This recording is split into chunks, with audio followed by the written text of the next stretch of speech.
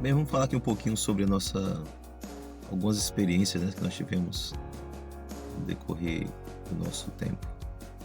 Lá no início, quando eu comecei a ensinar, né, ainda estava fazendo a faculdade, eh, e eu não tinha experiência nenhuma, eu estava em sala de aula, comecei a ensinar a escola do interior, né, lá de Cascavel, eh, e foi uma experiência boa, porque foi o meu primeiro encontro com os alunos, né. Na época eu saí da faculdade praticamente, né, e já comecei a ensinar ainda dentro da universidade, não tive, muito tempo para pensar sobre como é que seria, né, a vida de professor, como é que seria a vida, lecionando, né.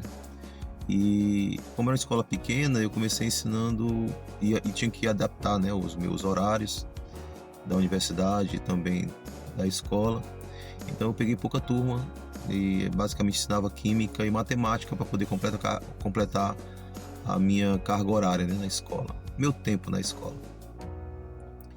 E eu lembro que, eu me deparei logo a minha primeira frustração, né, inicial, foi a quantidade de alunos, né. Eu entrei numa sala de aula com 40 e tantos alunos, para ensinar cada um, né, ali no seu tempo, né.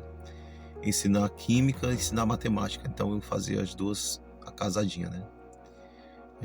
Então, já esse foi o meu primeiro encontro que ficou um pouco, não foi frustrante, pra mim era animador, era um desafio, eu sempre gostei ser desafiado, né.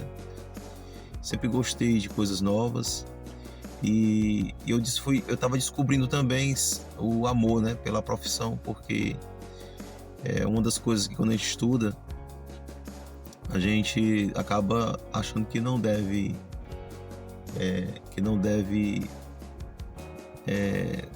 ser professor, né? Porque os professores da gente fica só falando, é professor, não é uma boa profissão, procura uma coisa nova, vai ser engenheiro, vai ser médico, vai procurar outra coisa diferente, né?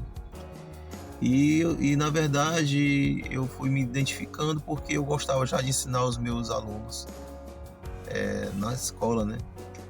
Como aluno eu já gostava de ensinar. Então, a experiência como professor da sala de aula é bem diferente, porque você vai estar de frente àquela ruma de aluno, todo mundo numa expectativa, né, para tentar aprender alguma coisa. Tem os que não querem aprender muito, né, aqueles que vão só mesmo para poder, constar, porque eles dizem que os pais obrigam, né. Mas, assim, a experiência inicial foi muito boa, né. Não sei se é por conta da escola no período, o que eu notei é que os alunos geram uma expectativa em relação a nós professores, né.